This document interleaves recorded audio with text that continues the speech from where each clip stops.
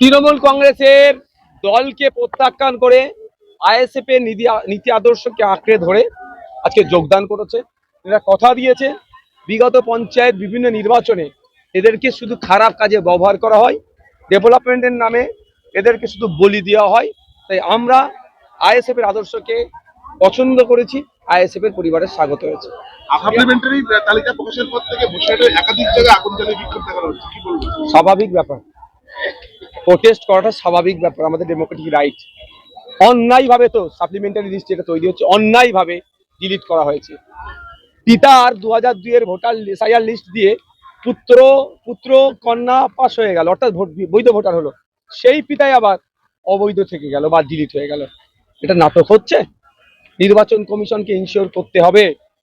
আমরা সুপ্রিম কোর্টে মামলা করেছি, কিন্তু পশ্চিমবাংলা সরকার এখনো পর্যন্ত সুপ্রিম কোর্টে মামলা করেনি।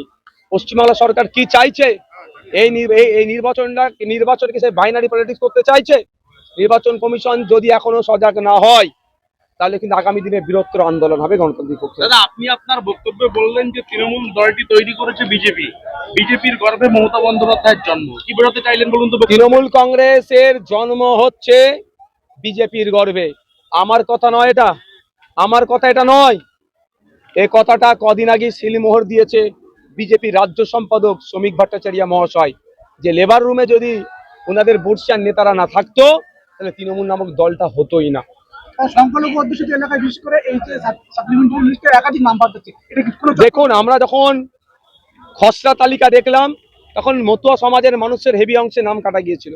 আর সাপ্লিমেন্টারি লিস্টে দেখছি ইচ্ছাকৃতভাবে ক্ষমতার অপব্যবহার করে সংখ্যালঘু মুসলমানদের নাম কাটা হচ্ছে।